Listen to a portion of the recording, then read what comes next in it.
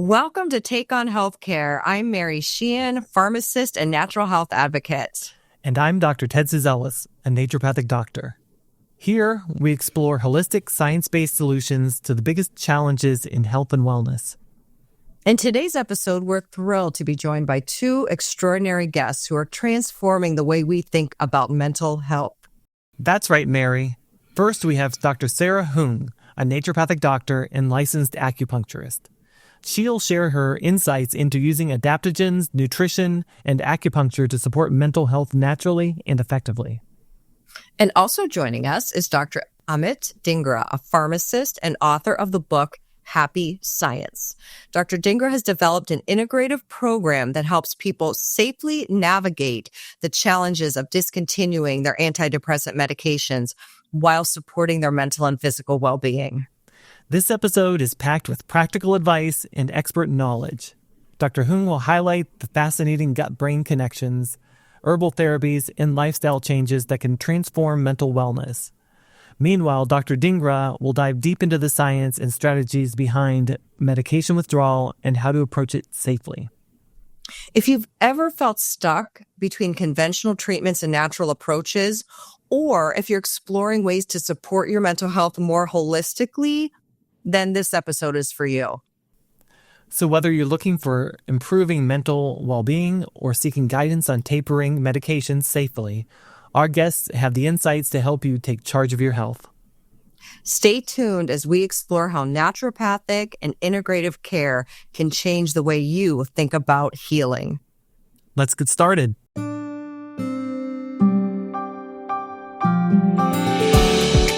You're listening to Take on Healthcare with Ted Suzelis and Mary Sheehan. It seems that almost each one of us has been touched by mental unwellness. From seasonal affective disorder to the role the gut plays in anxiety and depression, we are taking it on. Our special guests, Sarah Hoon, naturopathic doctor, and Amit Dhingra, doctor of pharmacy, offer simple, practical solutions to this big, complex problem. Okay, so during the unprecedented times when I was working many, many hours behind the pharmacy counter and at the drive-through window, I started to notice something with the public, and that is my patients who were on one antidepressant were suddenly on two. If they were on two, they were on three. And this could be anti-anxiety meds as well, like everything in that category. 4, then they were on 5. Like I noticed this. I became alarmed, like this trend where people are on more and more antidepressants. And then I started looking at other trends in society, like increased use of alcohol and other just markers of a society, a culture that is suffering with their mental well-being. And I just, again, became aware that perhaps not this problem cannot be solved behind the pharmacy counter. Perhaps there's a different perspective that is right for some, not all. Like some people are just doing great. Some of my patients actually were doing really great. And, like that's not what we're talking about. We're talking about like kind of big picture and the mental health crisis in America and alternatives for people. So my perspective, it has been, or how I've been taught, it's not my personal perspective, that there is kind of a pill for every problem, and you just have to find the right chemical and you can be free of any kind of mental anguish that you might experience. So that has been my perspective, or what's been taught to me. And so, Dr. Sarah, I'd like to start with you and talk about then what's the naturopathic perspective on mental health? Well, it's a little bit different than the conventional approach. As you were mentioning, Mary, in conventional medicine, it's very targeted to a specific biochemical pathway, a specific receptor. In naturopathic medicine, it's a little bit more multifaceted. And so we're looking at every aspect of a person. We're looking at underlying factors such as diet and lifestyle, which I know we'll talk about more in depth later on in our conversation. We're also looking at the ways that different systems of the body are working together. So, for example, how might gut and digestive health impact mood? How might hormones impact mood? How might the thyroid play a role? How might the liver play a role? We're really looking at the whole person and trying to break down what are the many different factors that play a role in our mood, not just one factor. I would say that's the main difference between the two approaches. I'm excited about the liver. What, Ted? Along with that, I would say that it's not just about the internal influences. It's about so much about the external influences, our lifestyle factors. About our relationships, about our diet, our exercise, all of our coping skills, all of these different pieces are, especially with mental health, I would say are even more important often than the internal systems. Good. And we're going to get to all of that, especially the liver. I'm very excited about this. The unsung hero of this, I think, of the last 15 years, 10 years has been the liver. But before we do that, just to get a little bit more specific about the conventional approach to what's going on, the mechanism of depression, Amit, as a pharmacist like me, could you go over what we're kind of taught to believe? Yeah, what you were alluding to is that a drug, when it's considered quote unquote successful, is designed to bind to one specific receptor site and do something at that point. And that's in stark contrast to nature, which, as they're alluding to, is designed to do many things all at the same time. And so that medication, that drug, by just binding to that one site, can create some limitations where, it's only able to do one thing or not do one thing, whereas nature is able to do many things with just one compound. And in addition to that, there's a synergistic effect where one compound in nature might work very well with a second compound in nature and work very well with a third compound in nature. And when those are combined together, at least physiologically speaking, we might get a synergistic effect. But in addition to that, what Ted was alluding to, where we also have to think about how we interact with society, how we manage our thoughts, things that are just outside of just chemicals and compounds, and how we just cope with our universe and nature in general. And then why doesn't the traditional system, why can't we include that? I mean, there's no reason why, well, there is, and you can go into it. A doctor can't write a prescription for an SSRI and then have a discussion about these things that Ted was talking about. Why is that not happening? Yeah, we are seeing, and Mary, I know you can see this as well, that the conventional model is being asked to do more and more with less time. So now doctors and physician assistants and nurse practitioners are having to see 20, 30, 40 patients at a time. In the emotional mental health space, a lot of this is happening remotely. So they're given about 5 or 6 minutes to kind of reassess, re-diagnose, and then quickly just make modifications to their drug regimen, whether that's a new drug or tweaking the current drug. And then that's the end of that appointment. And then they go on to the next patient and the next patient. And that's how the day goes for the rest of the week. How is it possible to have a conversation about maybe getting more outside into nature? It's not. Getting access to more sunlight when it's applicable and appropriate. How do you have those conversations, especially when nobody's really funding that and there's really no financial to do so?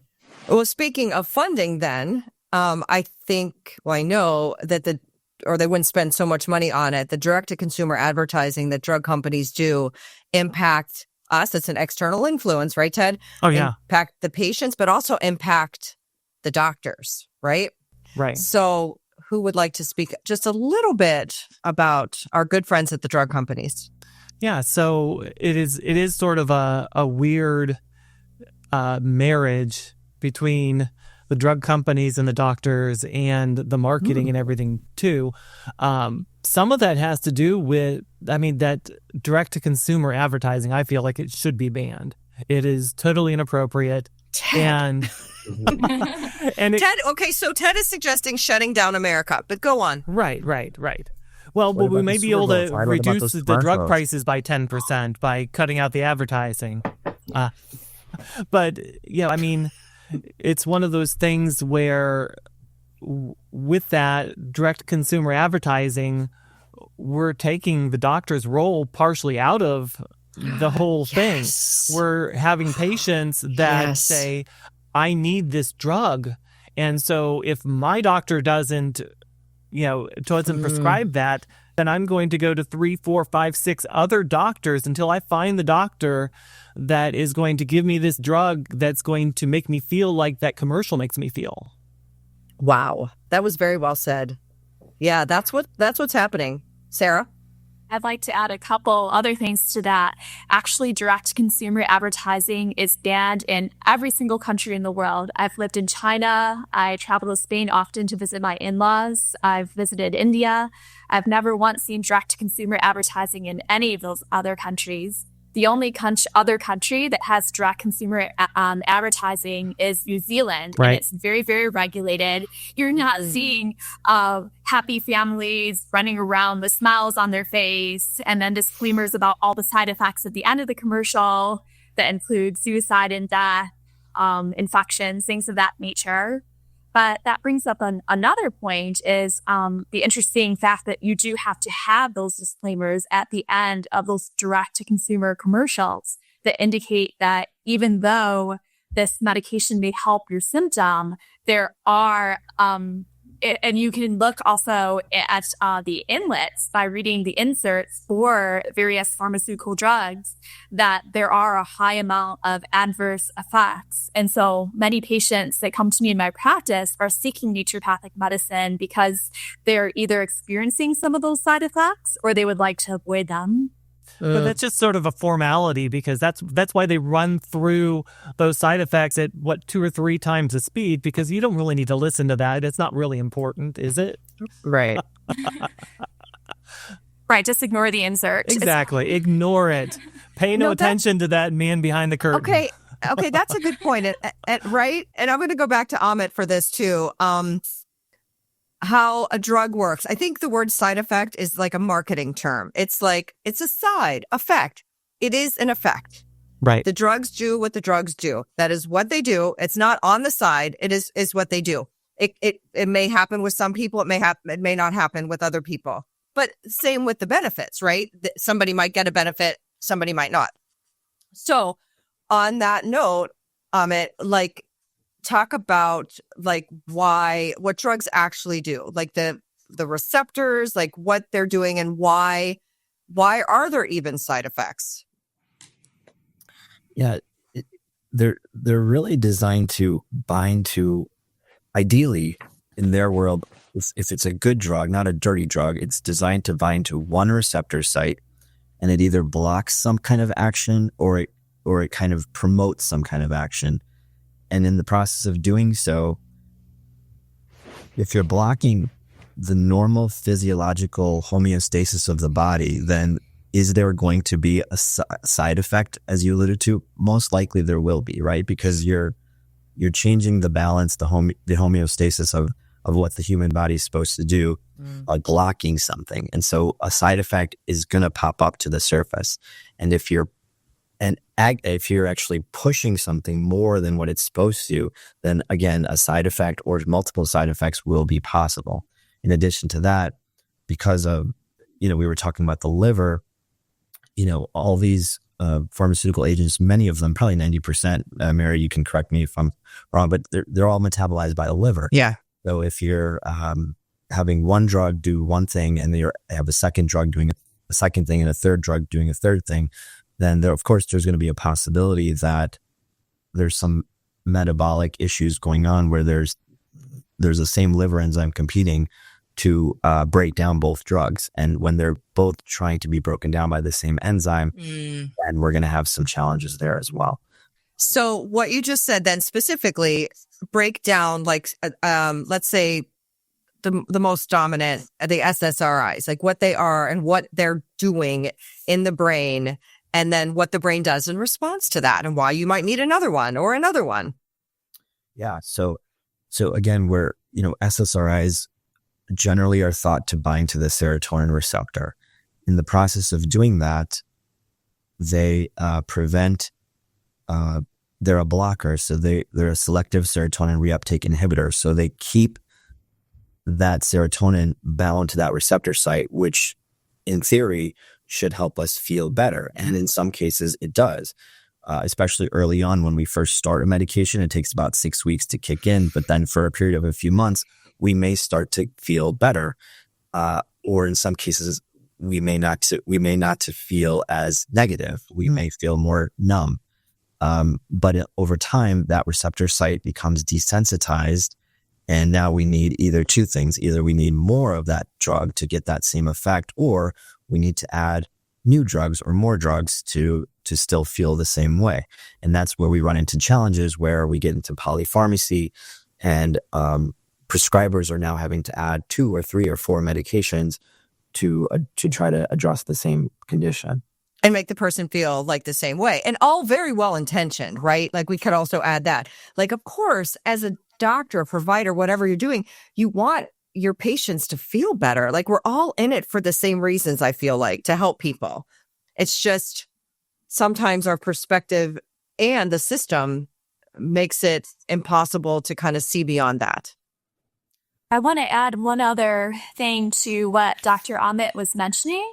And with long-term use of medications like SSRIs or SNRIs, those medications over time can also deplete micronutrients that act as cofactors for the production of neurotransmitters like serotonin, dopamine, and norepinephrine in our bodies as well. So one of the major micronutrients that's depleted with long-term use of those medications is vitamin B6, which is needed to convert, for example, tryptophan to 5-HTP, as well as help convert serotonin to melatonin. And also it's needed for the production of GABA, which is an inhibitory transmitter in the brain, which helps with the relaxatory response in the body.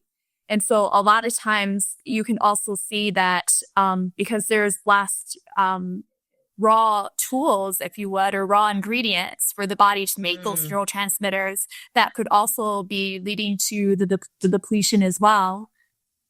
Yeah, that's such a good point. Drug nutrient depletion just started to become a thing, I think, right around, I was a little baby pharmacist, so like in the 90s. So I'm curious if you guys could each take a turn.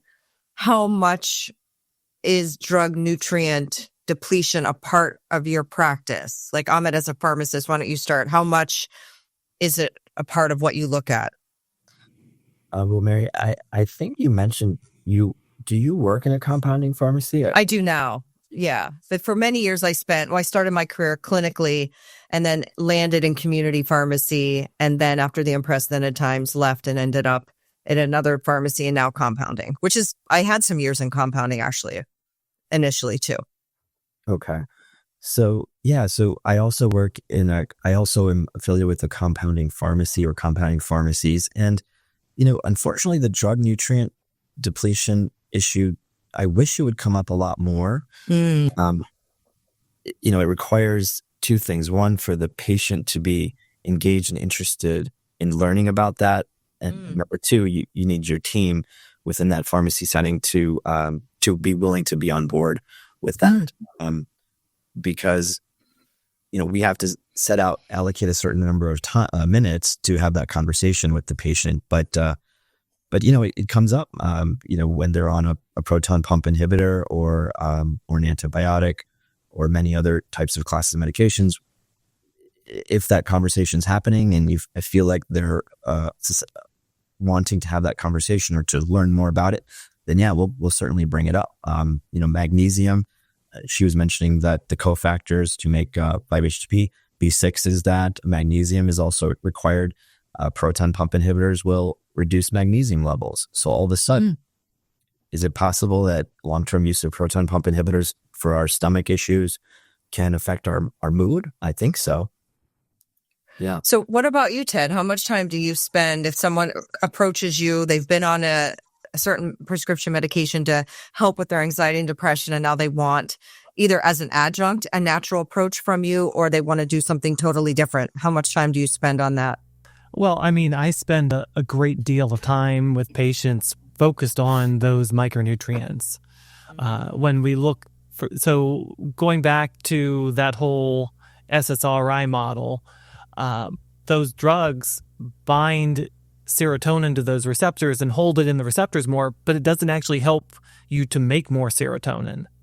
So I think that's one of those things that people don't understand, that those drugs don't actually help you to make more serotonin.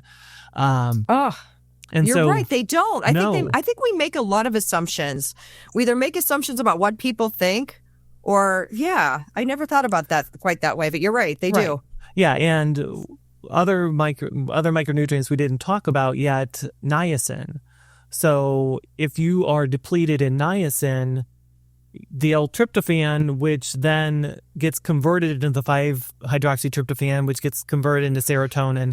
If you don't have enough niacin, your L-tryptophan will get converted into niacin so that you can have that nutrient, and you'll have less to make serotonin. So that's part of that mix too, where we have to make sure we have enough of these nutrients. Another piece is people's genetics. So, like, for instance, there's a good portion of the population that have some type of MTHFR gene mutation. And there are definitely studies showing that people that don't respond to SSRIs actually can have a much better response if you add in a high dose of methylfolate. So I don't really know what the true mechanism there is, but obviously that folate is important for your mood. And so I focus on all those micronutrients more to help build the system and help the body to feel better. And I do use more specific compounds to actually support, like, say, using 5-HTP to boost serotonin levels. But that's still not, we still have to work on all those other nutrients to help the body to feel better.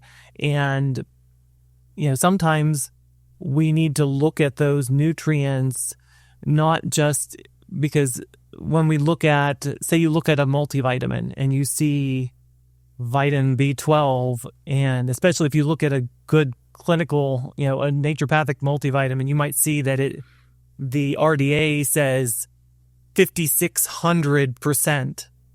And that's because those vitamins, the RDA is made to be, tells us how the minimum that needs to be there in the system to be ingested to be able to actually not have a major deficiency disease. So, like, for instance, vitamin C, you need 60 milligrams of vitamin C a day so you don't get scurvy. Obviously, we don't get scurvy in our country. We get enough, but that doesn't mean that 60 milligrams of vitamin C is optimal for your body. So that's where we have to look at. Sometimes we need a lot higher doses. Some of it is just because we do need a lot more than what has been identified, but also we can have different genetic susceptibilities where our body doesn't process those nutrients properly. And if we have a much higher dose, it sometimes is even working more as a drug effect to be able to help the body to heal. Yeah, and Sarah, I want you to weigh in too, but it's interesting. Like, I asked the question from somebody who obviously works in the medical system, right? It's a straight line. Okay, so you take this drug, it depletes this, you give this. And your answer is so comprehensive because it's the way you think. So Sarah, what would you add to that? Yeah, absolutely. Another point I would like to touch on, as well as mentioning a few other important micronutrients and macronutrients too, is the way that our diet has changed over time. And so in the last few centuries or so, we've removed the bran from most of our grain products. And we may have had, brown rice, millet, amaranth, those may have been grains that we consumed in the past, have all very high in micronutrients, even protein, iron, things of that nature. But now we've stripped our grains of those nutrients. They're also, many of them are high in magnesium as well. So magnesium is one of the most common micronutrient deficiencies found in the United States. Even if it's tested in the blood and it's found to be normal, usually there is some sort of magnesium deficiency present. Also, the reduction of eating foods that are rich in phytonutrients, polyphenols. Obviously, a lot of dark leafy greens are very high in both magnesium, folic acid, which Ted was mentioning MTHFR polymorphisms, but everyone does need sufficient levels of folate. And in the standard American diet, we're really not seeing that, unfortunately. In terms of macronutrients, also healthy fats is a very, very common macronutrient deficiency that I encounter. Omega-3s are very important for the inflammatory response of the body. It also helps with the fluidity of cells throughout the body, including neurons. So allowing for nutrients to enter into those neurons. Omega-3s play a very important role in that. And in my practice, I usually also do micronutrient testing. It's not a be-all, end-all, but I do find that looking at levels of micronutrients and macronutrients, such as the omega-3 to omega-6 ratio, can give some information about what is the level of those nutrients, both in the serum and also in red blood cells and white blood cells. So I don't think it's a be-all, end-all, but it does provide some helpful information. And I often see patterns of, again, higher levels of vitamin B12, for example, unless the patients are plant-based and don't supplement with B12. But usually borderline or low levels of B1, B2, B6, and sometimes an imbalance between the zinc and copper ratios. And then one other thing I wanted to bring up is vitamin D3, which I know we're going to talk about much more in depth later, especially when we talk about seasonal affective disorder. But there was a really interesting study about vitamin D3 that showed that vitamin D3 was only effective in reducing depressive symptoms when the levels in the blood of vitamin D3 were 50 nanograms per milliliter or higher to begin with. So needing to have a good baseline of vitamin D levels within the serum before vitamin D3 was effective for treating a mood disorder. So again, that shows that just monitoring with testing with vitamin D3 levels and ensuring that it's at least 50 nanograms per milliliter is really important when supporting the mood. So I have a question for you with that, Sarah, about you had touched on the B12 when you're doing the micronutrient testing, and I think you said something about high B12. And so what was your point with that? Well, B12, it's interesting. Maybe it's just the particular clients that I see, and I'll be very curious to hear everyone else's perspective. Most patients that I see are already taking vitamin B12 when they come to see me because they've heard that it helps with energy production and they want to feel better. But usually they're not taking a B complex. And even when they are, it tends to be a vitamin B complex that's higher in B12 and folic acid, but very low, sometimes even lower than 6 milligrams of, for example, B1, B2, and B6. And so I think that's why I typically tend to see that imbalance with my patients. And then if they're on any medications that for example, if they're on birth control or any SSRI, methyldiazepine, usually that will deplete vitamin B level further.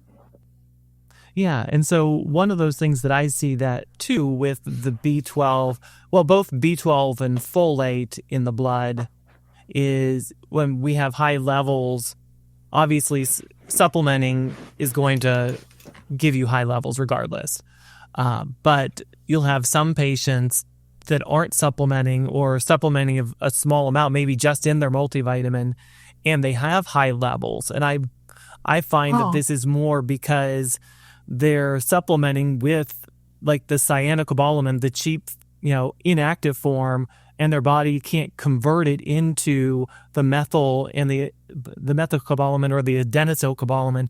And so they have a functional deficiency. They might have high levels, but yet they're still deficient of the actual active B vitamins. Same with folate. I see people that have MTHFR gene defects. They might have a high level, folate level, but that's almost always indicative of they're taking lots of folic acid. Their body can't break it down, can't make the methylfolate or the folinic acid. And so they have a lot of inactive folate floating around in their system that's not being able to be used. Oh, that's a great point. And probably diet plays a role too. If they're not eating dark leafy greens or foods that are high in the natural sources of folate, then that would be difficult to convert as well. Right. And same with like not having enough vitamin B2, riboflavin, that helps convert that folate. Great point. Yeah. So, and anything else anyone wanted to say about like the micronutrients and depletion? Anything else, Amit? Like, how about vitamin D? Do you counsel your patients, kind of like the nutrient deficiency question? Do you talk to them about D3 levels? I do now. I mean, I started 20 years ago and everyone's like, what are you talking about? But now the doctors kind of know about it. Don't you find that everyone's kind of onto that we need adequate levels of vitamin D? Yeah, finally they are. Finally. And it's a conversation that's easier to have now because, like you said, the doctors are discussing it with the patients. So when you have that conversation, it's not like brand new for them. Especially since we are, in the colder months, we have a darker sky. So we could definitely benefit from the vitamin D. It's so important for mental health. It's so important for anti-inflammatory processes. We have a plague of autoimmune conditions. So vitamin D is so important for that. And coming back to, antidepressants, if we're looking to help them slowly, if they've had that conversation with their doctor and they're wanting to slowly taper off, getting the body ready, sort of tending to the garden, so to speak, with addressing micronutrients and macronutrients and vitamin D, and maybe even, faith, getting all that into a better place, and then trying to slowly taper off of their antidepressant would be the right approach. And that's why the naturopathic component could be so helpful for this process. Okay. Those are really, really good points. And it does sound like a lot, right? Because somebody just, I just got a prescription filled. I didn't know I have to worry about all this stuff. And you don't have to worry about it, but it's just really important to know that there are other things going on in your body that contribute to what you might think is just a simple thing, like a pill for a problem. So on that note, also, when I was a little baby pharmacist and started to get interested in an alternative approach, I was looking at alternatives to anxiety and depression. And those days, it was all about St. John's wort. So my colleagues would just say, well, Mary, it just acts on the same receptor. So you've solved no problem. Plus, you have the standardization issue, and it's not, approved by the FDA. So it's ridiculous, and just drop it right here. So herbs for anxiety and depression and mental health issues. Sarah? All right. I guess I'll start it off, and then everyone else can take it from there. But there are a couple of main herbs I'd like to mention, as well as I can touch a little bit on TCM. Ted can give his insights as well. But some of the main herbs that I've looked into and researched and utilized in clinical practice, we already mentioned saffron. You had mentioned St. John's wort, which is an interesting one. We can definitely talk more in depth about that. Rhodiola is also one that can be helpful for depression. It's considered an adaptogenic herb. And another one too is ashwagandha. So that's more in the category of herbs that help support a positive mood. So they might impact serotonin in some way or form, or they may also act on other mechanisms of the brain outside of simply just serotonin, such as the case with ashwagandha. In terms of more calming herbs that are known as nervine, that's going to be more herbs that are relaxatory in nature. So that's going to include things such as, again, ashwagandha can help with both anxiety and depression, which is pretty awesome. It's also going to include herbs such as passion flower, lemon balm, and valerian root, which act on GABA receptors, just as benzodiazepines do. However, they have far less adverse reactions and are not habit-forming as benzodiazepines are. But I guess first and foremost, since you brought up St. John's wort, I will touch on that a little bit. St. John's wort does actually unspecifically act on, again, those nerve endings, as Dr. Amit alluded to earlier, in helping keep various neurotransmitters within that nerve ending, within that neuronal synapse. It doesn't necessarily help with the production of any neurotransmitters, but it unspecifically inhibits the reuptake of serotonin, dopamine, and norepinephrine. So in some ways, I like to think of it as a natural alternative to SNRIs, because it also acts on dopamine and norepinephrine. So a patient that might feel both depressed and experiencing a lot of fatigue, as you might see with dysthymia, that might be an option for them to consider. Now, St. John's wort is an interesting herb, as you'd mentioned, Miri, because it has a lot of interactions. It could definitely potentiate SSRIs, SNRIs, as well as tricyclic antidepressants. But also it can interact with any type of immune suppressing drugs. So if patients are on any type of medicines for autoimmune conditions, they do have to be careful about that. And it also interacts with warfarin. So it does have a considerable higher amount of interactions as compared to some of the other botanicals.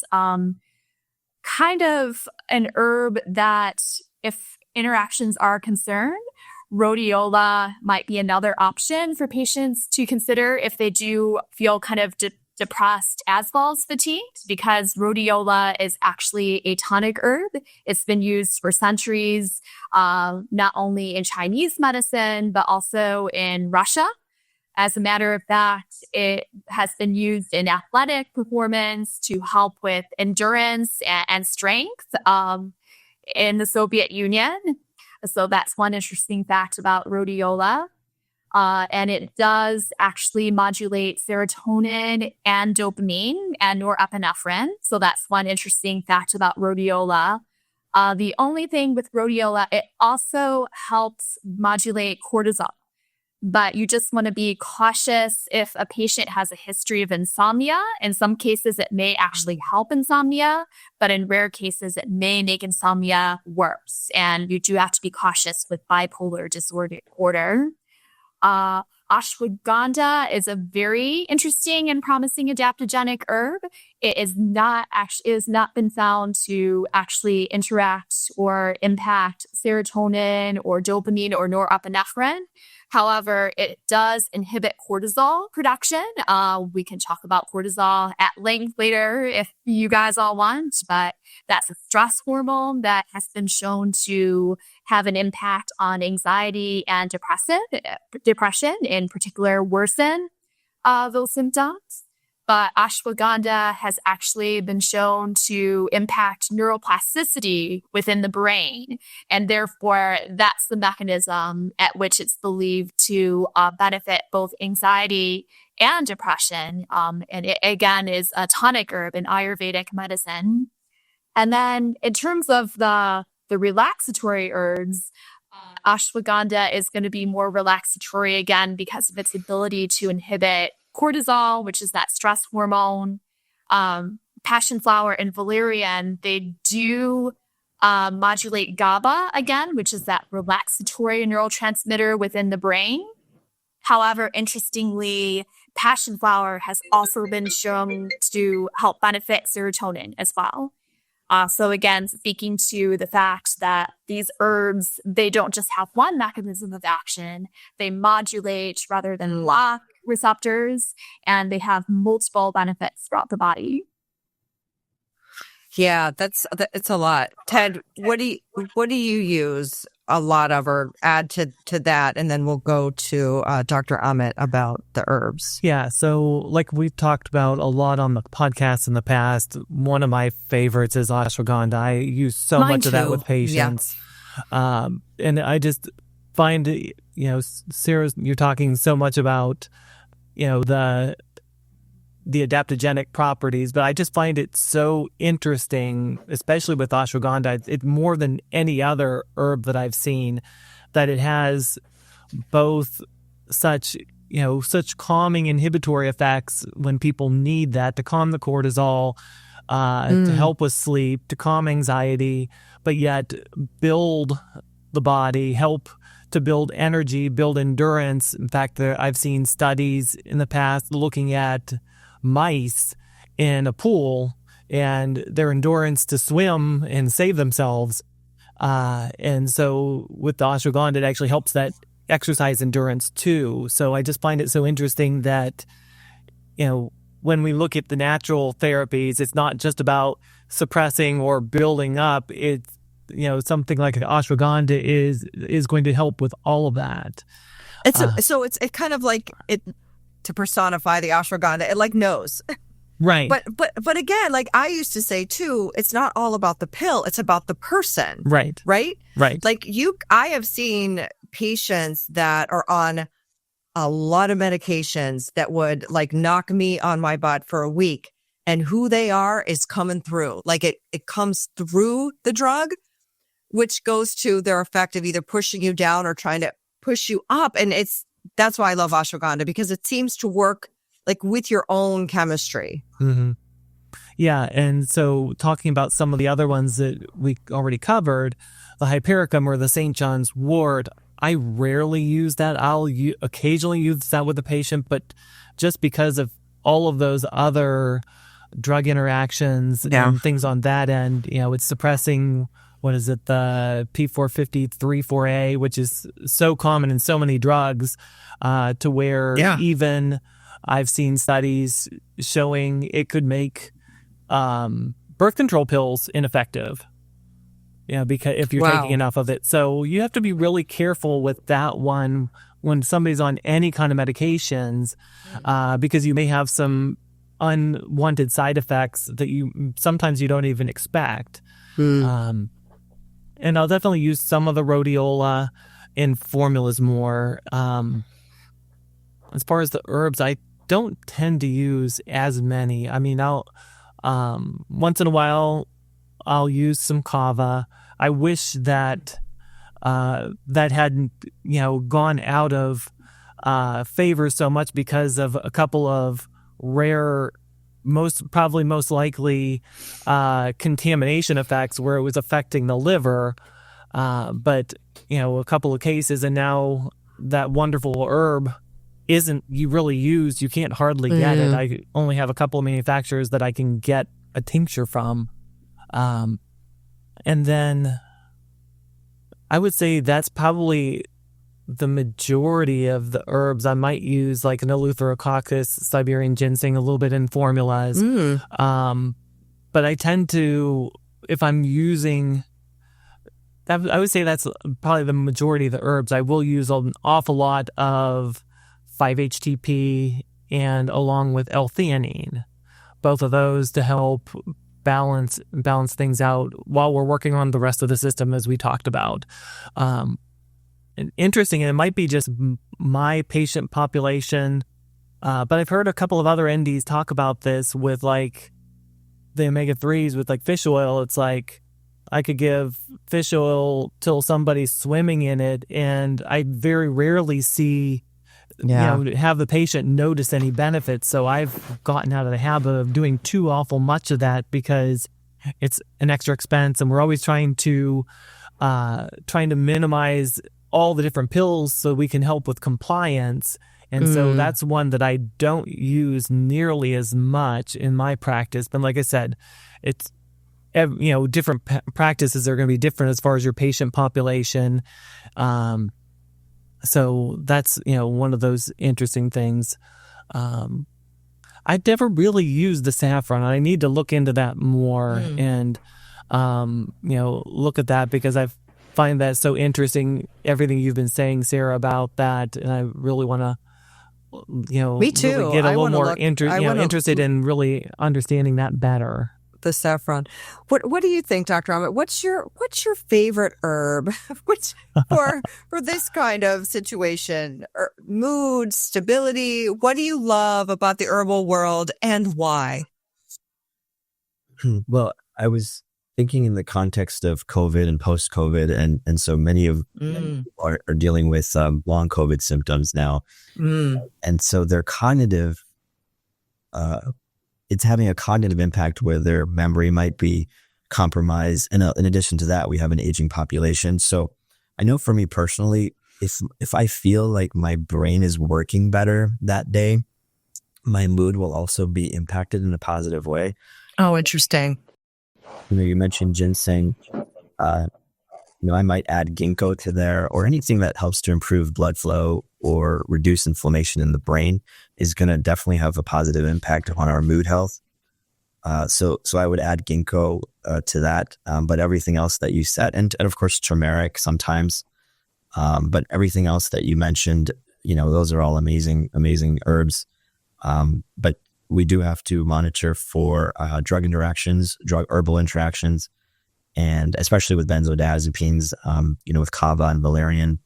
But if I feel like the cognitive impact can improve, then I feel like the mood also can improve as well. So I think that's so insightful, and I really hadn't thought of it that way. And now I think about myself, and as a thinking person, I rely so much on my mind, and it's one of my strengths. So if I feel like that kind of thing, like there's something about my mind that's not working, that really does affect my mood. And I hadn't thought about it that way. That's so interesting. I don't know what your morning routine is. I presume that dietary supplements are something that everybody on this talk incorporate into their daily routine. I pop a whole bunch in the morning, and if I don't, it's usually because it's my day off. But if I need to work or I need to function, I gotta take them. What's that one, Ted, that we were taking before the podcast to help our mental acuity? I still take those some days. What's the one that? Oh, that's Avopaxin. So it's a combination of acetyl L-carnitine, huperzine, and I'm trying to think of a third ingredient there. But that's good stuff. Yeah. I do feel like my superpowers are working, and right, then I feel like confident, and maybe that makes me happy. Anyway, that's just very fascinating to me, and the adaptogens are fascinating to me, just because they work on other systems of the body, and we tend to think it's just about here, right? So on that note, I think we should go to the other systems. Like, we want to talk about how the other systems of the body affect our mental well-being, and we could start anywhere. Either Sarah or Ted wants to start. Go ahead, Sarah. Gut. We could start at the gut, whatever. Sure. Well, I guess we were talking earlier about how gut health over the past 2 decades or so, there's been a lot of research showing that gut health can impact brain health. And there are a couple of mechanisms that are kind of believed to be behind this. Of course, we're still learning more and more, but the microbiome has several functions for our body. the microbiome. So I guess I should ask, how much does our audience know about the microbiome to begin with? That's like a whole other podcast, isn't it, Tad? Right, right. But, well, I don't know. Like, how much do we, because there is so much to say about that. Like, we can just say there's a gut-brain connection and we all get it. Right. Because I've been saying that for a long time. And you guys, I'm sure, have too. And now, like, I used to have to sneak around at a back alley to buy acidophilus. And now it's like everywhere, right? Right. Yeah, But pretty amazing. I guess it's important, I think, to lay some sort of foundation. Like, what do we mean when we say there's a connection? So what is connecting to what? Are they with little cell phones down there? Like, what's happening? Okay, so yes, there's no antennas, unfortunately, as much as that would be an interesting situation. But so in short, the microbiome is the bacteria, the living organisms that live within our intestines, mainly the large intestine. There are millions and millions. It's believed that our microbiome weighs about between 3 to 5 pounds, if you can imagine that. No. And Wow. so that includes beneficial bacteria, as well as if there's any type of imbalance, there can also be overgrowth of harmful or kind of opportunistic bacteria. So the beneficial bacteria, many of them are strains that are in the lactobacillus or bifidobacterium family. These bacteria have a wide amount of benefits for our body. They produce B vitamins, vitamin K. They've also been shown to impact immunity through cellular signaling. And what's really, really interesting about the bacteria in regards to the brain is that they, over the years, have been shown to actually communicate to the brain via a nerve called the vagus nerve. There was a researcher in, I believe, the late either 1990s or 2000s that actually did a wide variety of studies on mice, looking at the relationship between the gut and the brain. And in addition to the vagus nerve, because he found that when he cut the vagus nerve, any communication between the gut and the brain would be severed.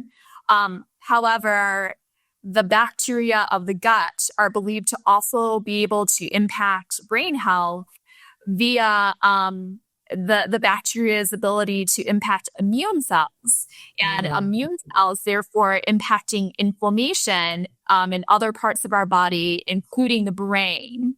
Wow. And then this is, still being researched quite a bit. And Ted and Amit, you may have some additional insights, but there is a wide, a huge percentage of neurotransmitters that are produced by the microbiota in our gut. And it's debated whether or not it's more that can directly influence our brain or indirectly impact it. So I'm curious to hear what everyone else has to say about that. Yeah, Mary. So to answer your question about the cell phones, so it's actually more of a wired connection. So, that vagus nerve, we don't have a wireless connection with the cell phones. It's, a wired from that vagus nerve. So the vagus nerve, okay, just to refresh, it's part of the parasympathetic nervous system, which is the nervous system that kind of calms everything down, which is interesting that's the pathway of communication. I think that's interesting. Okay, Yeah. continue.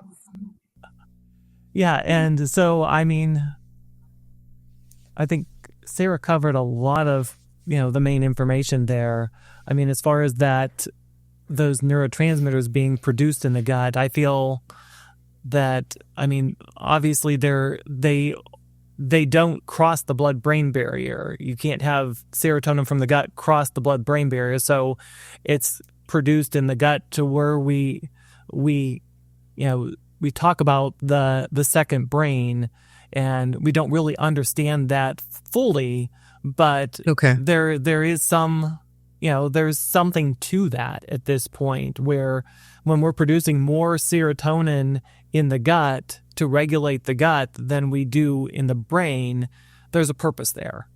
And that's why that when we have, like, say, IBS, irritable bowel syndrome, so people's anxiety and stress will cause either diarrhea or constipation in that irritable bowel issue because of that connection between the two. Oh, that's interesting. Dr. Amit, what would you like to say about the gut and the second brain, and what are all those neurotransmitters doing there? Yeah. I think the last 5 years have just seen a huge push in research on gut health and impact on this, systemically. And, as he was alluding to, Tad was alluding to with the chronic, the inflammatory bowel conditions, when the anxiety flares up, it makes the gut flare up. And when the gut flares up, it makes the anxiety flare up. Yeah. So one way or another, there's this channel that's connecting both. So if you're having an issue in the gut, it's creating an issue in the brain. If we're having an issue in our mental health or emotional health, it's having an impact on the gut. Another thing that we could probably talk about for a long time is sugar, the impact of sugar that can impact our gut. Something called lipopolysaccharides is produced by our gut flora when there's some imbalance, and those lipopolysaccharides just tend to be inflammatory in nature. So getting that gut regulated and making it our friend is really important just for our overall systemic health. And we have some challenges to do that. Our food system, of course, the incorporation of pesticides, glyphosate, many things can reduce the diversity of our gut health. And but we have a lot. So we have a lot of challenges to address that in our food system, but somehow we have to, with the help of our integrative medical community, we got to figure out ways to address that. So there's some things that there are a lot of toxins everywhere that we have like no control over. And that gets me very anxious, gets my bowels in uproar, all the things I don't have control over. But sugar is an interesting thing. If you could talk a little bit about that, because some of us, I like sugar calms me down. So if I'm feeling anxious, I will have some sugar and then I feel better. And I would like to know then that what it's doing to my gut. So one of the issues there could be that, you could be having a low blood sugar moment. If you're having some hypoglycemia, one of the symptoms is that you'll be more anxious because your blood sugar is dropped too low. Good point. That's signaling your brain saying, alert, sugar. We need to fix something. So you eat that sugar, it raises that blood sugar and helps you to feel better because that crisis has been averted. But on the other hand, too, people with diabetes that have high blood sugar, is going to affect their mental health and their anxiety and depression also. But sorry, can I make one other point? Yeah, go ahead. Oh, sorry. I just wanted to add too that, as Ted was mentioning, with elevated blood sugar, it can also elevate levels of cortisol. And so a lot of patients that have, dysregulation of blood sugar, you can see kind of that it's difficult to lose that in the midsection. And therefore, with the elevated cortisol levels, that can really impact anxiety and depression as well. And then one other potential result of sugar just for gut health in general is that dysbiotic bacteria and fungi such as Candida or E. coli and Salmonella, they tend to actually, if you remember in microbiology class, a lot of times sugar is added as an agent to help bacteria to grow. And so many of those organisms will increase when there's a high sugar diet and also refined carbohydrates. Yeah, I used to run around as a 20-something-year-old worried about feeding my yeast. Like, don't feed your yeast. Right. That's what we used to say when we were trying to cut down on sugar. Okay, it's something that we can control. But to your point, Ted, sometimes it's a natural response. And again, once again, we got to go underneath, right? And see well, why? Why are you craving sugar? Because that is not a normal thing. Right. Yeah. And so, that whole cortisol piece is interesting too, because Sarah, like you had said, cortisol can be raised because of your blood sugars being elevated, but also cortisol is also the mechanism for hypoglycemia to raise your blood sugar. When your blood sugar drops, and I like to talk about this when people have trouble sleeping, they wake up at say 2, 3, 4 o'clock in the morning, wide awake, sometimes hungry. Their blood sugar is dropping, and the body's way of protecting us, we produce more cortisol, which then elicits to pull more sugar out of the cells to raise the blood sugar so that you can feel better. But on the other hand, that cortisol stimulation might make it harder to fall back to sleep. Yeah, I've experienced that. Elderly patients, yes. Yeah, and I personally go into these phases where, I'll just go at it with the sugar, during the holidays, of course. And then for whatever reason, I'm able to kind of work my way out of it. But for a little while, I'll just go for it. And Yeah. Everybody does. Yeah, I would say that sugar is one of my favorite drugs. Sugar and caffeine. Those are my favorite drugs. Yes. I don't know what I would do without either one of them. How about, is there some sort of connection with caffeine and anxiety and depression? Because some people say caffeine really makes their anxiety a lot worse. And it's such a struggle too, because they enjoy the coffee. It's a ritual. We like our rituals, right? Right. And they get like that nice central nervous system effect from it. But then also they feel much more anxious. 100%. It's and as Ted was mentioning before with MTHFR, there can be other genetic polymorphisms that can make certain patients more susceptible to anxiety. If they have too much caffeine, I think I might be one of them. As a matter of fact, if I have more than 2 cups of coffee, I'll have a racing heart rate and I'll be speeding like I was Speedy Gonzalez. Mm-hmm. But in regards to coffee, it can also, one thing is it can increase energy temporarily, but lead to crashes later on throughout the day. That's one concern. You just have more coffee, Sarah. I'll help you with this. You just have another cup. Okay. Yeah. So that's kind of interesting.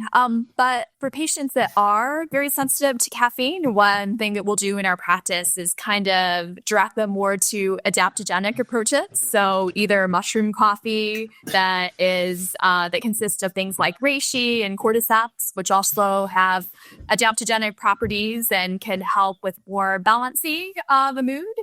Mushroom coffee. Okay. Who here has tried mushroom coffee and liked it? Me. All right. Ted and I really love our coffee. Have you tried mushroom coffee and do you like it? Okay. It's not medium. I love mushrooms. I'm fascinated by mushrooms in general.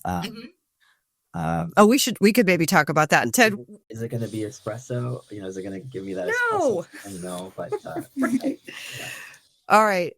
Fine. Ted, do you like mushroom coffee? To be honest, coffee? I really have not tried it. I've tried some of the older coffee substitutes. I'm trying to think of what kind of herbs they're even made of at this chicory. point. I've tried the chicory for coffee substitute. Yeah. I've tried several.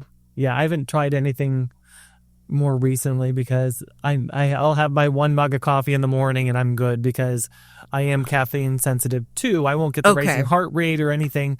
But if I have a second cup, like I make sure to have a second cup before we do this podcast so I can be at my top. But chances are it's going to affect me tomorrow morning. Right. I will probably wake up at 5 o'clock tomorrow morning and not be able to fall back to sleep. Ted is taking one for the team. That's right. Anything else about that, Sarah, about caffeine and the connection that you wanted to say? just that for some patients that have any type of issues with cortisol, it can lead to further elevations in cortisol. So that could be another mechanism in which it might worsen anxiety for those who are sensitive. I do know some patients that can have a cup of Turkish coffee at 8 o'clock at night and sleep great. So I think it really is an individual response.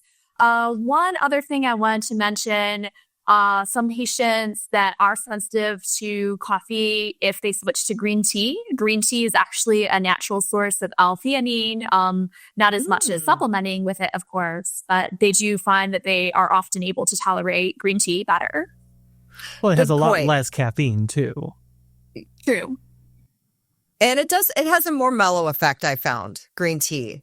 Like it's a little bit milder. It's a nice energy boost, but it's not like the real jolt that like I get from caffeine.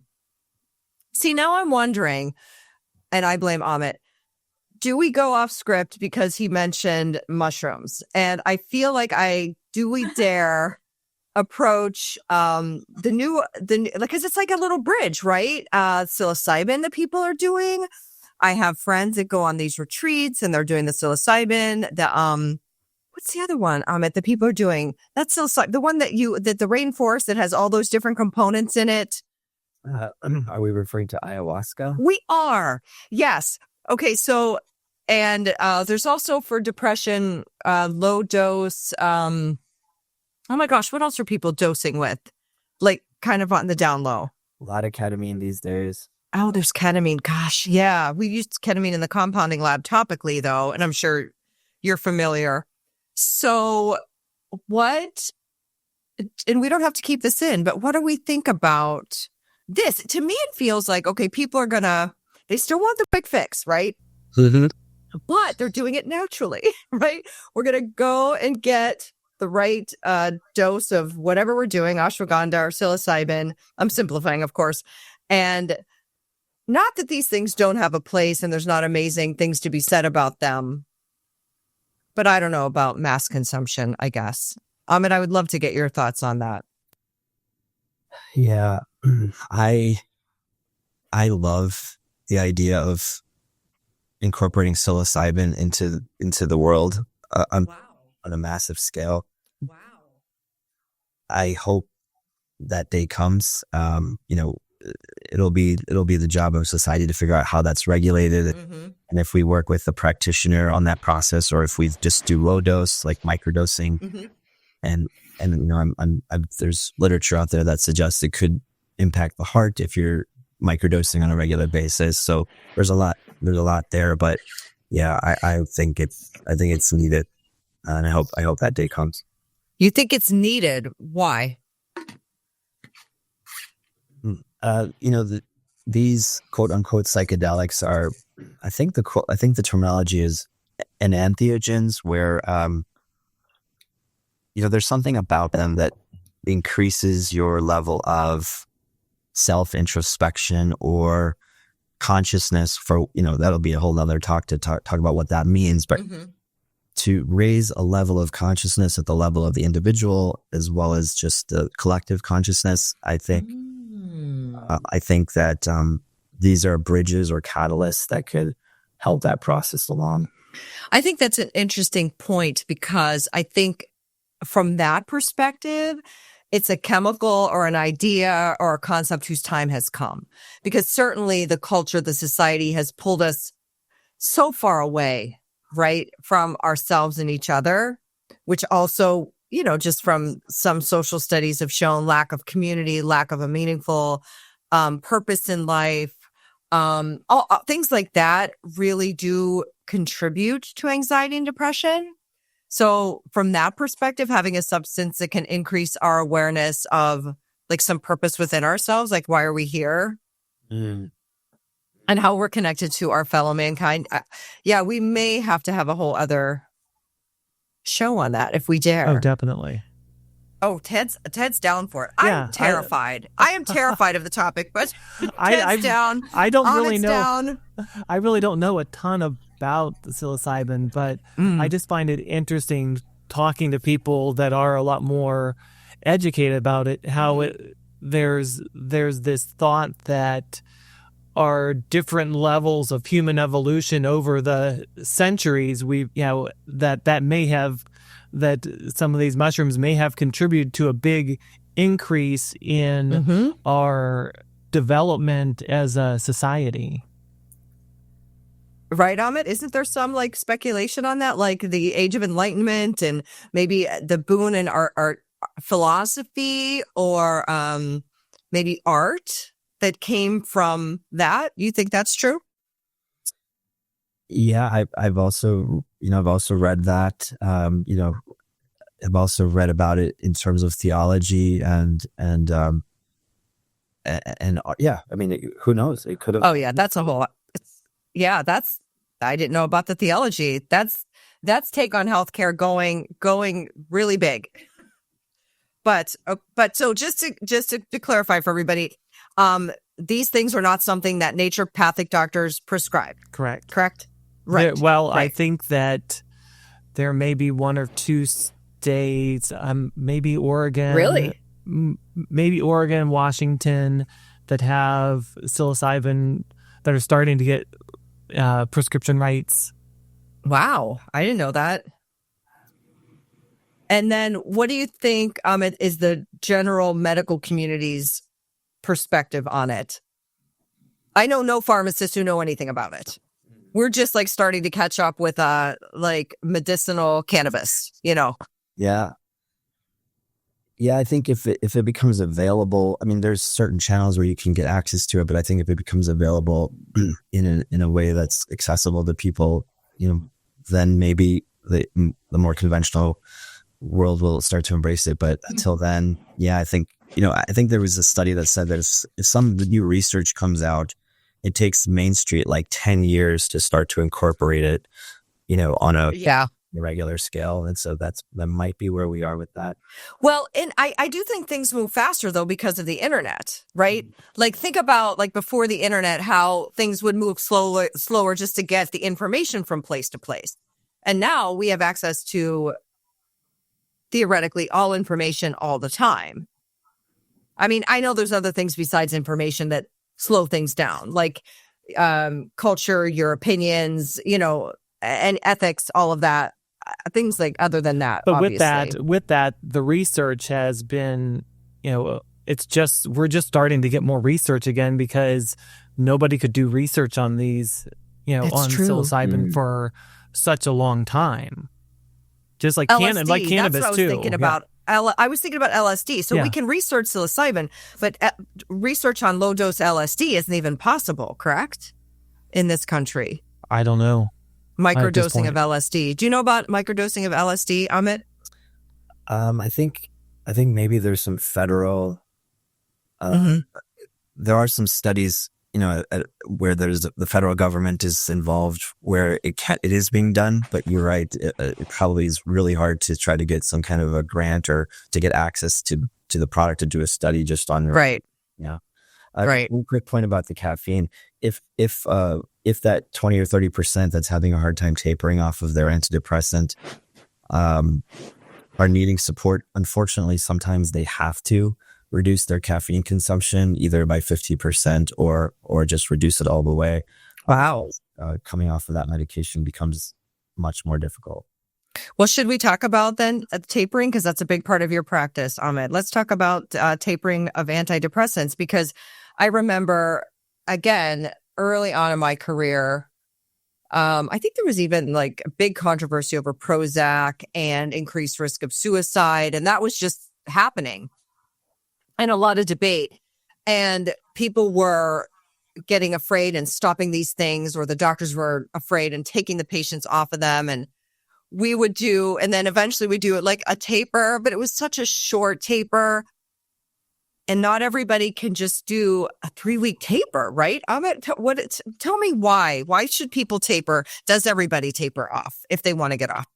Yeah, and not everybody wants to. And so it's just for that group that maybe felt like they had some kind of acute incident that required them to want to get on a medication, and now that has subsided, and so now they're ready to get off. Or like that's in the population, tapering off of the medication isn't that isn't that all that difficult? And they can just work with their prescriber and come off of it. But for maybe 25 or 30%, it can be extremely difficult. Now, if they're let's say they're on Affective and they're on like 150 milligrams a day, when they initially start to taper, coming from 150 to 100 or to 75 isn't all that difficult or challenging. But when they get to those lower doses, I've just seen, in the practice that it just becomes a little bit of a grind for that 25 to 30%. And all of a sudden, just getting from like 15 milligrams down to 12 milligrams or 10 milligrams takes weeks, if not months. Wow. So that's kind of where the conventional model hasn't really been able to help all that much, because, how do you do that? I mean, what can you do to help speed that process up, but at the same time, not push the person into a wall saying that you have to do this quickly, like just helping them understand that it's okay that it's taking time. It's not a race, but helping them along the way. And so that's kind of what the book was about. And why the integrative model can be so important for this process. Well, you made a good point, though, about like the lower doses. Isn't partly the lower doses, getting to the lower doses harder to taper because they're not available in the lower doses? So then what do you do? Okay, now I'm going from 20 to 15 to 10 to 7 to 8 to 7 to 6. They're not available. What's someone supposed to do? Yeah, and that is one of the challenges is, first of all, discontinuation syndrome was not really a thing until just a few years ago. I think it was only brought into the DSM-5 just recently. And so it hasn't even received acknowledgement from the national community. And like you said, because there's no drug company that's making these specific doses, what do people do? Sometimes they go on the internet and they go into these chat communities and they figure out what other people have been doing. And so on the side, they might do something called blade cutting, or, they might just cut little small pieces of their tablet, try to kind of do a one-off of a few milligrams here, milligrams there. That's one way. Another way, if their budget allows, is to utilize the services of a compounding pharmacy where they can work with their prescriber and have the compounding pharmacy make the medication in a specific dose. Then they can kind of continue that process over a course of many months. That costs money, but that's one way that people are doing it. And another ways is they just get a weighing machine at home. They crush up the tablet. Maybe they mix it into a certain volume of water. Yeah. And then they just take less and less of the water over the course of days. I think they call that micro. Yeah, I had one patient do that. I just helped her with it because I knew she could handle it. And then when you talk about when we get to that like crisis point where it's really tough, those lower doses, and you said that's when we would incorporate an integrative model. Like I assume that that's a good place that you and Dr. Sarah would work together. So like, just so we have a picture, like what would that look like? Or if you could think of a particular patient that was tapering off and having a hard time, and then you brought something else in, just so we can have an example. Yeah, just some of the things that you've already discussed. Looking at micronutrients, looking at macronutrients. And one thing I've noticed is, sometimes we want to bring in all these different herbs and dietary supplements into the equation, but when they're tapering and they're having a hard time, it means that their body is relatively sensitive in general. And so sometimes a large incorporation or a large influx of many things all at the same time can actually be counterproductive. We really have to be very careful. We might just want to bring in one thing at a time and just kind of keep it very basic, for the time being. Maybe a good multivitamin, a methylated form, as Ted and Sarah alluded to.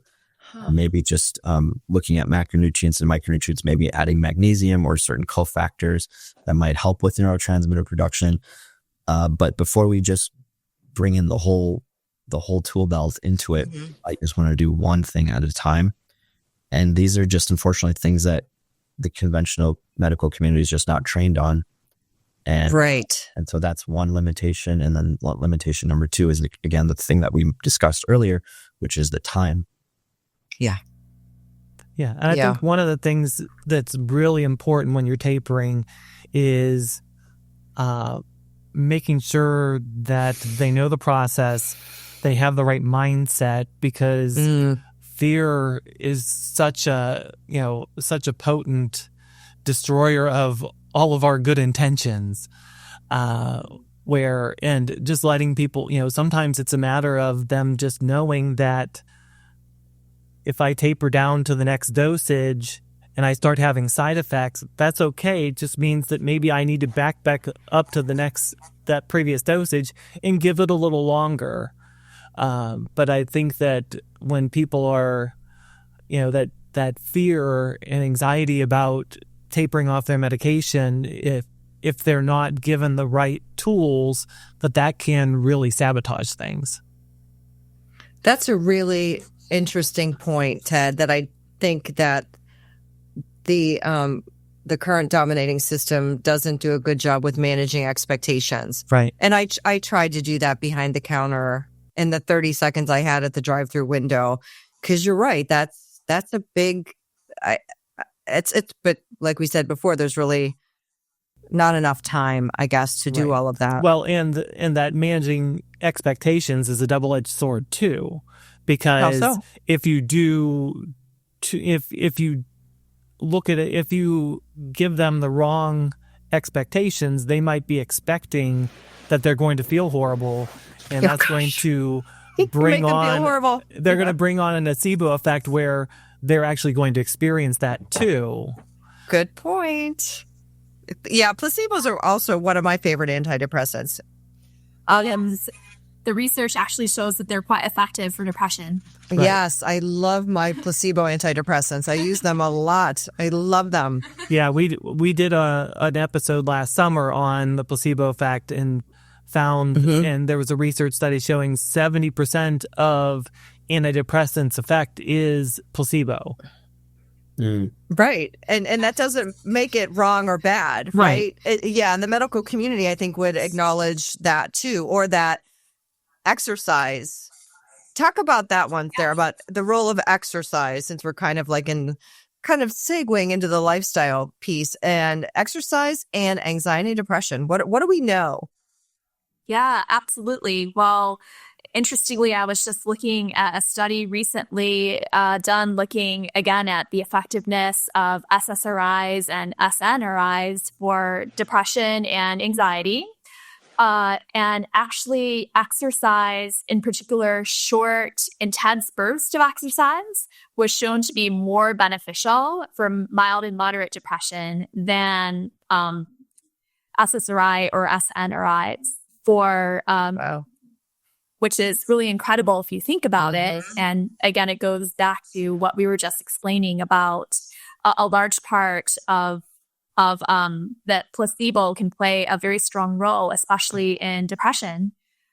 But exercise, it releases endorphins in the body. It can help reduce cortisol, which therefore can indirectly impact our neurotransmitters. It can help stimulate gut motility. So if there's any issues with constipation, that can help with also hormone imbalances, which can also affect the mood indirectly as well. Yeah, actually, and then another thing too is not only when we look at those short, high intensity exercises and how that can impact depression, anxiety, there are also kind of slower types of exercise that can, again, help with inhibiting cortisol response. So things such as yoga or Tai Chi have been shown to be very beneficial in reducing anxiety and depression symptoms. And so there's a lot that can be done, includes that just in regard to movement. Yes. And I just the human body was designed to move, right? Right. Yeah. I mean, you look at research, you can find research for exercise having a major positive role in helping just about any health condition. I mean, whether it's amazing. From just about anything, including improving outcomes for cancer treatments. I mean, It's just crazy how much we can see from these lifestyle factors, but yet it's not focused on in medicine. What do you think about that, Amit? You want to weigh in on the exercise? Yeah, and recently and I think another thing is breathing. We don't know how to breathe in this country. Right? And so there's holotropic breathing. In the Eastern tradition, they call there's something called pranayama. Mm-hmm. I know when I try it, I feel instantaneously much better, much more grounded. So that's another thing that, in addition to the exercise, if our physical body allows it, can be something that can be done, and it doesn't cost anything. Do you teach people the breathing, or do you refer them to a YouTube video? Yeah, I would just refer them to certain YouTube videos. Yeah. I wish I had the training and the expertise to educate them myself, but I would refer them to a video. Yeah.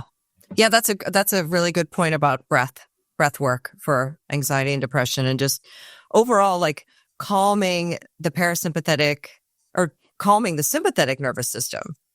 I mean, so often I feel since the unprecedented times, I am in fight or flight. And in fact, one of the reasons I quit my job without another job is because I was in fight or flight for so long that I knew I had to choose. It was me or them. I choose me. And it took, I don't know, 2 years to calm my nervous system down. And I mean, I guess maybe an adaptogenic herb could have helped with that, but just overall. And I just realized that healing just takes time. You were able to escape that back alley pharmacy. I was. With barely my adrenal glands were like hanging on by a thread. They would speak to me like, could you please do something? My liver was not happy either. So did we talk about the liver? I feel like I always want to talk about the liver, because what I was telling people, like a little segue before I got into compounding, I was with a pharmacy that did a lot of derm. And I realized that people don't understand that their skin is a large organ, right? Their largest organ, just like they don't understand what goes on in their gut and how it can impact other things. And I would say to them, well, but you can see it. Like, it's the organ you can see. Like, what if we could see each other's livers? Oh my God, right? Can you imagine how things would change? Yeah, I would love to hear about what our experts here would say about the liver. I mean, it's such a big organ in terms of that. Talk experts, tell us about our livers. Sure. Well, Ted, would you like to start, or No, would you like me to start? I think you need to start. Yeah. Yes, Sarah, please. Okay, well, I guess when we look at the liver, we can look at it from, a biomedical Western perspective, but we can also look at it from some of the more traditional ways of looking at the liver. So let's look at it always. Yeah. Always, exactly. So looking at kind of the biomedical approach, obviously taking many of these medications, whether they're benzodiazepines, SSRIs, antipsychotics, they are going to impact our liver enzymes in some way, shape, or form. So anyone who's taking any type of medication, as both Amit and Mary had alluded to earlier, it's going to be processed by our liver. And in today's modern society, it's not just medications that we have to process in our liver. Mm-hmm. We are experiencing all types of toxins in our environment. And of course, there are metabolites from our own hormones and biochemical processes that have to be processed as well. And again, going back to high blood sugar, high cholesterol, those things are quite common in our society. And so all those things can greatly increase our risk of an enlarged liver or fatty liver. So many patients that I see, for example, that come in again with high blood sugar, high cholesterol, they will also present with elevated liver enzymes and have signs and symptoms of fatty liver.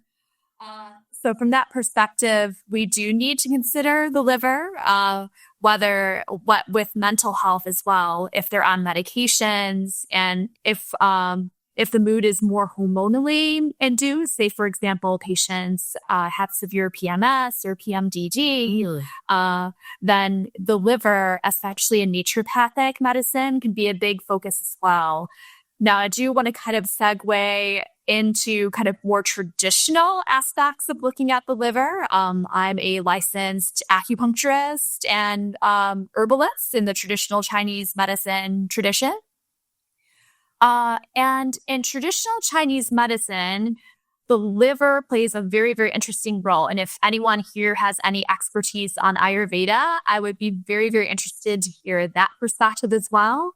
But actually, in traditional Chinese medicine, the liver, as well as many of the other organs in our body, are associated with very specific emotions. So, for example, the liver is associated with anger. And if you think about it from a biomedical perspective, liver does help metabolize cortisol, which is that stress hormone, into cortisone.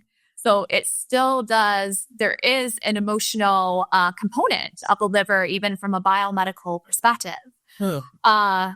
But if you look at the liver from a TCM perspective, it is believed that if the liver is not functioning properly, if there's any type of stagnation in the liver, that can lead to increased inflammation in the body, increased agitation and irritability and anger, or even kind of holding on to the past. So you think of a depression or a dysthymia, constantly thinking about the past, regretting.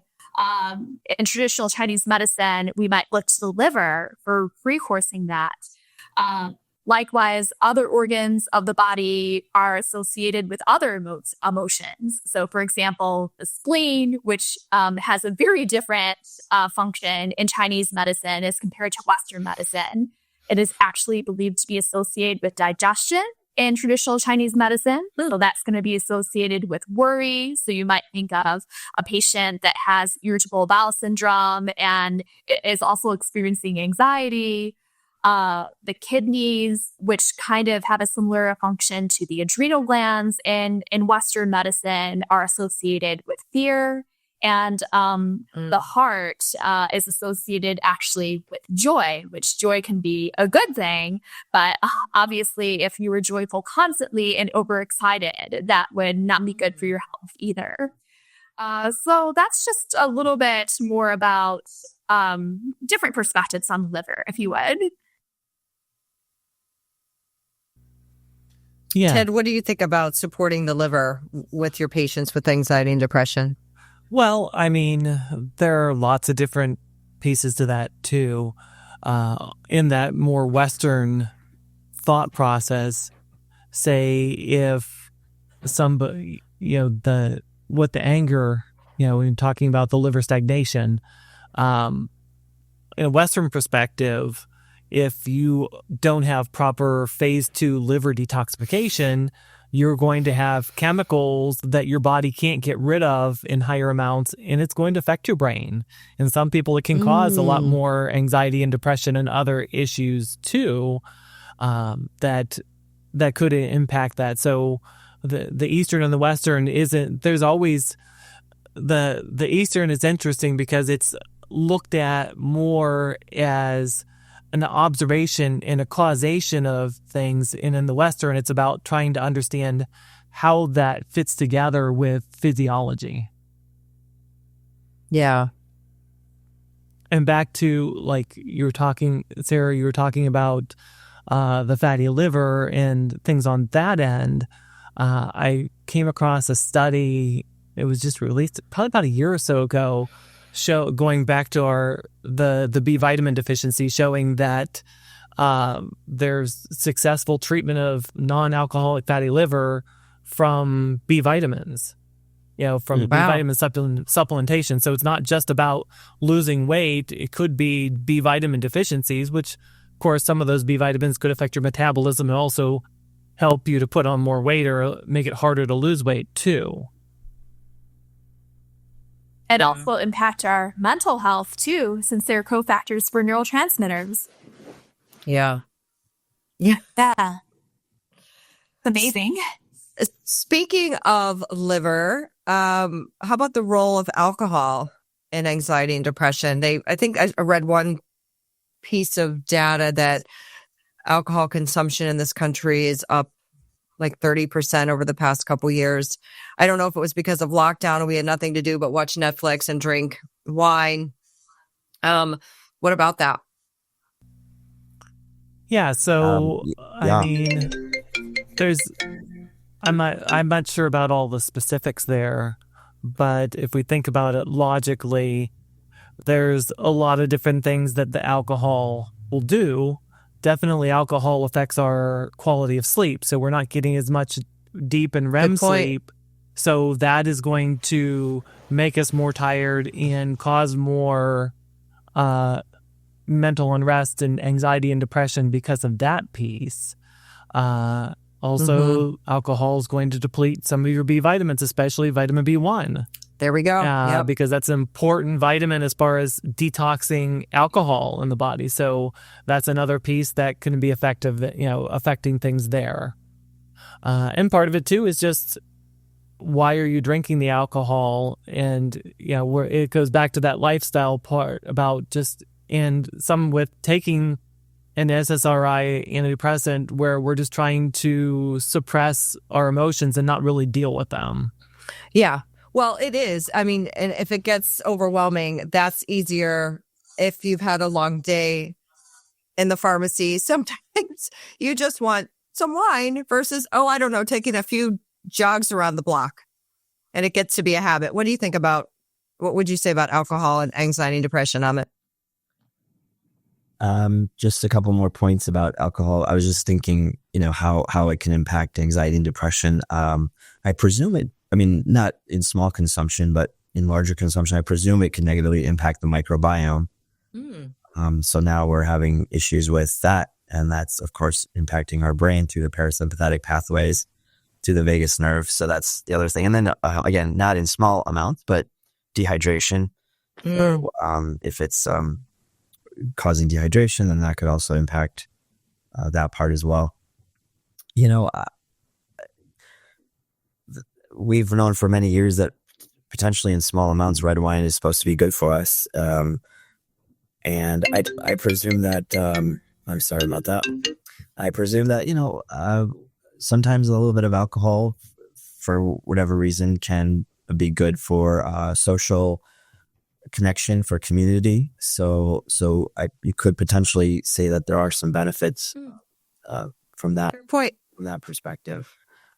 Yeah, fair point. I was, just thinking about, on top of everything else, and the things that our livers are, I think they're tired. Our livers are just tired. So. Wow, absolutely. Now, I do want to mention that there is, in the naturopathic community, when we use things like herbal tinctures, there can be alcohol used to help extract the constituents from the herbs and certain formulas. But the amount of alcohol that our body actually processes from those tinctures is very small. Some studies show it is when you look at the actual dosage, and especially if you're mixing it with water, it may be equivalent to about the amount of ripe bananas. And going back to what Amit was saying about sometimes alcohol having benefits, when you look at some of the blue zones, which are areas of the globe that have the highest amounts of, I always say this wrong, centenarians, people that live for more than 100 years, you do see that in some of those societies, there is some alcohol consumption. But the wine is very, very fresh. It's organic. It's usually without sulfites. And the alcohol content tends to be lower. Oh, the alcohol content's actually lower. I didn't know that. And they're probably drinking it communally. They're probably not drinking it alone watching Netflix. Right. I'm just speaking from experience. Yeah. I'm speaking from experience. And I'm not judging anyone, including myself. But yeah, that's really interesting. I didn't know about the alcohol content, but I guess that that makes sense because even our wines that we buy, they have different alcohol content, Right. the whites and the reds and the. Should we then go into one thing we didn't touch on yet is seasonal affective disorder. It's very dark and sad here in Ohio. I don't know. You guys are both in Illinois. What's it like there? It's actually very sunny today, but it's very cold. And of course, we do have the shortened days still, which is always not very fun. Yes. So what's the naturopathic approach? I think the allopathic approach to seasonal affective disorder is I would have a few patients that just took SSRIs in the winter. So, and they would just discontinue in the spring again, or very few could do that. And some just didn't. Because you know what? The winter's coming. And in Ohio, it's 10 months long. So there we go. That was a slippery slope, actually, for them. Yeah. So what's the naturopathic approach to SAD, which can be really horrible? Like there's people that not only the actual seasonal affective disorder, but the dread that leads up to it. Like, oh my God, here we go. The winter's coming. I'm going to start to feel like crap. Right, exactly. Well, that's kind of interesting because the mechanism of action behind seasonal affective disorder, it's essentially a disorder of changes in light and circadian rhythm. So there's some, and the mechanism of action is still not fully understood, but there's, a couple different theories out there. So one theory, or one, I suppose, hypothesis behind seasonal affective disorder is that it has to do with decreased reception of light from the retina, which therefore sends signals to our brain to produce certain neurotransmitters such as serotonin and dopamine. And also, it's believed to increase the conversion of serotonin to melatonin. So therefore, some patients with seasonal affective disorder will experience increased sleepiness, for example. And so the most important thing from a naturopathic perspective is first and foremost focusing on the light and the circadian rhythms, as well as vitamin D, which is another important aspect of sunlight. There have been multiple studies that show that patients that are in the northern hemisphere and go to the southern hemisphere, their SAD symptoms actually go away. And then in those same studies, some of them were treated with bright light boxes and did find that over a course of 2 weeks or so, their SAD symptoms would greatly diminish, which is really, really wonderful. And then vitamin D, we talked about, again, the importance of measuring vitamin D, the serum levels of vitamin D. Really, the clinical effectiveness level is 50 nanograms per milliliter or higher. So that's higher than the medical, what's considered medically acceptable, which is about 30 nanograms per milliliter. But in terms of preventing depression, you would want it at least 20 nanograms per milliliter higher than that as a baseline. And then you could even supplement on top of that, or take natural supplements such as cod liver oil, things of that nature, or mushroom derived vitamin D3. There are some also supplements that can just help kind of more from a biochemical perspective that might be of consideration. 5-HTP is something I've found clinical effectiveness with. And then for supporting serotonin production with medicinal foods, usually I look to foods that are higher in tryptophan, and then also increasing complex carbohydrate. So things, again, like we were mentioning, the different whole grains, ancient grains, quinoa, taft millet, sweet potatoes and yams, closer to the evening usually, to help with serotonin production. That's a good one. What about you, Ted? What do you think helps with seasonal affective disorder? So overall, I tend to focus with my patients very similar to if they're having depression all the time. I definitely use a lot of 5-HTP in my practice. As far as the lights, though, and before we were doing the podcast, I was looking for some research, but I can't really find any, but I tend to, in my household and our offices, and I recommend for a lot of patients to use full spectrum lighting throughout the house. So something that has 5,000 plus Kelvin, which is then more like sunlight. So it stimulates the body more similar so that it's less, your body has more of that effect without feeling, like you're not getting the sunlight. Yeah, it's a good point. Good point. Amit, you want to weigh in on seasonal affective disorder? Yeah.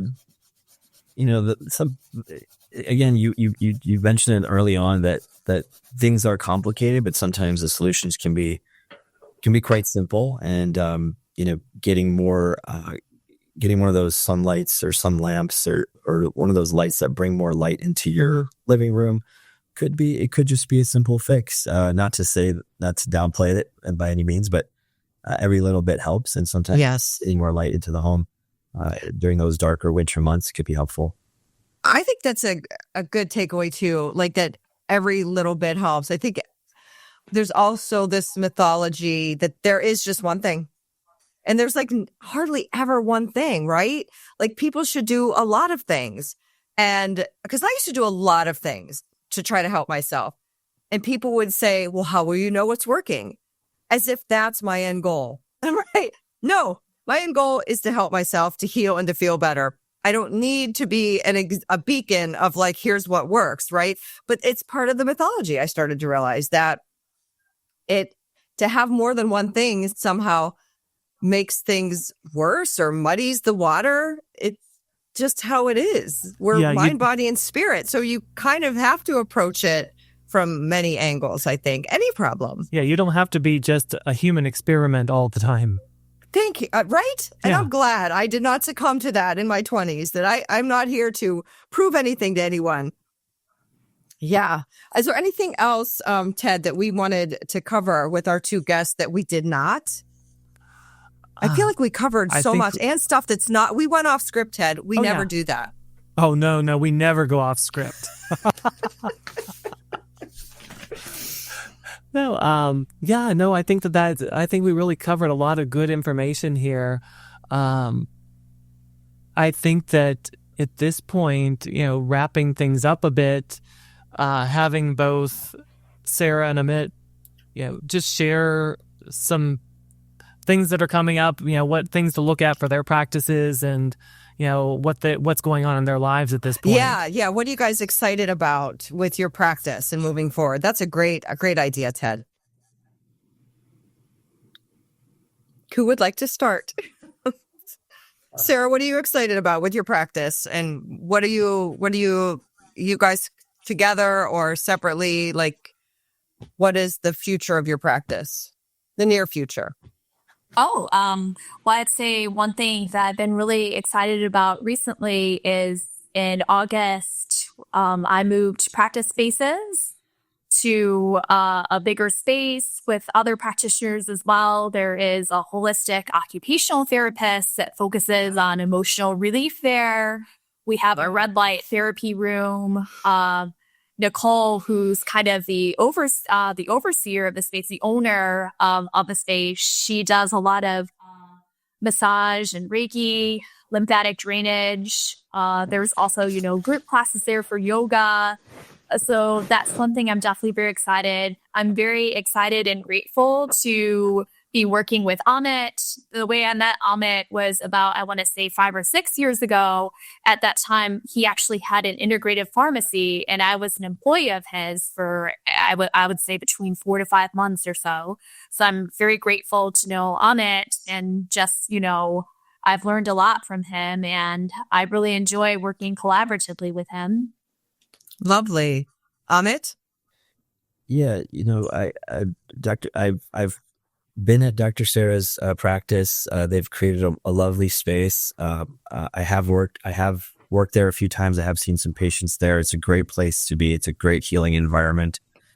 So I hope to collaborate more with Dr. Sarah on that.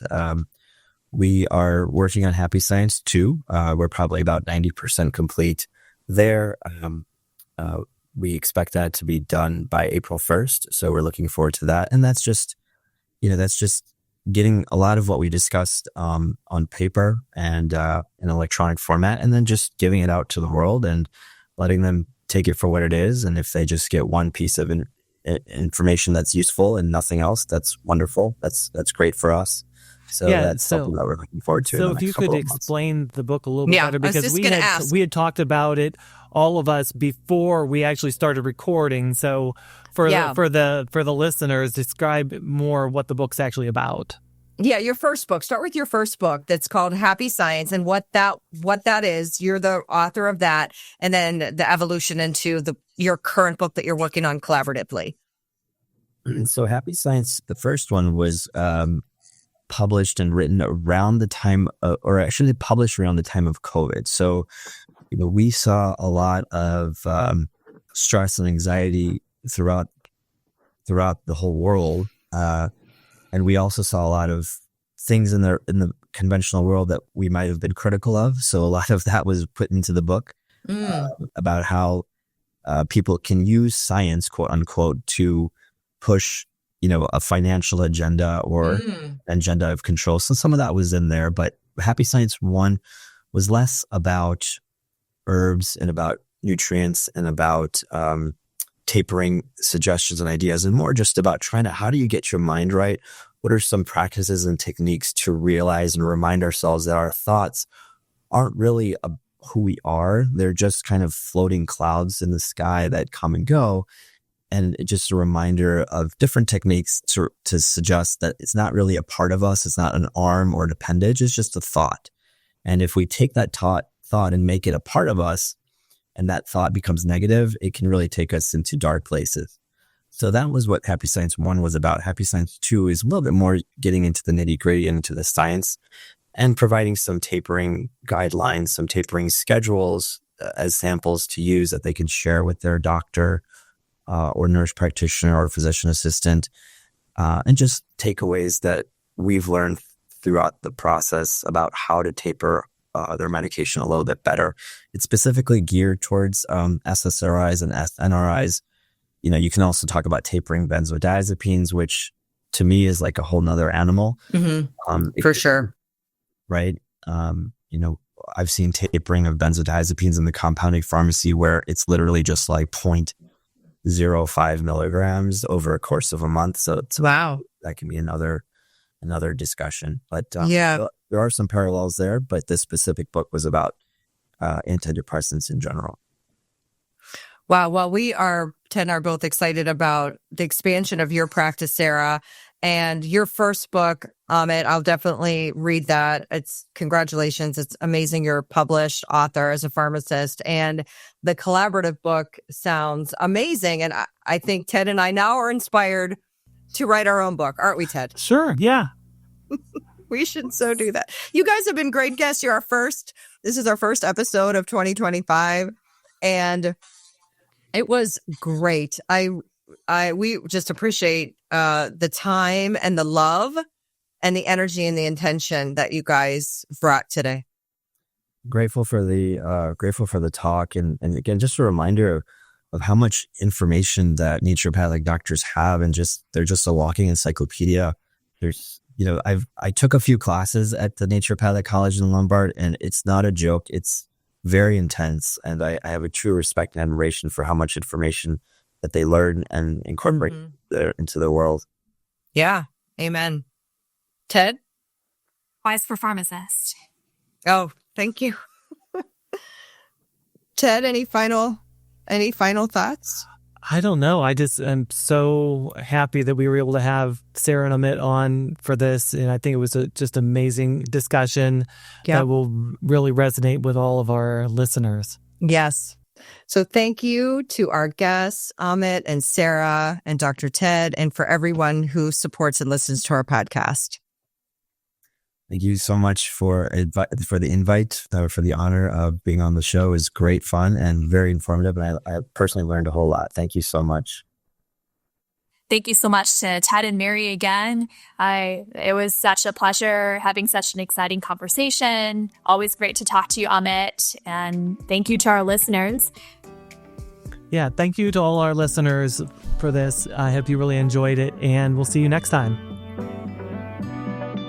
Take on Healthcare was created and is hosted by Ted Zuzelis and Mary Sheehan. The information contained in this podcast is provided for informational purposes only and is not intended for the purpose of diagnosing, treating, curing, or preventing any disease. Before using any products referenced on the podcast, consult with your healthcare provider. Carefully read all labels and heed all directions and cautions that accompany the products. Information found or received through the podcast should not be used in place of a consultation or advice from a healthcare provider. If you suspect you have a medical problem or should you have any healthcare questions, please promptly call or see your healthcare provider.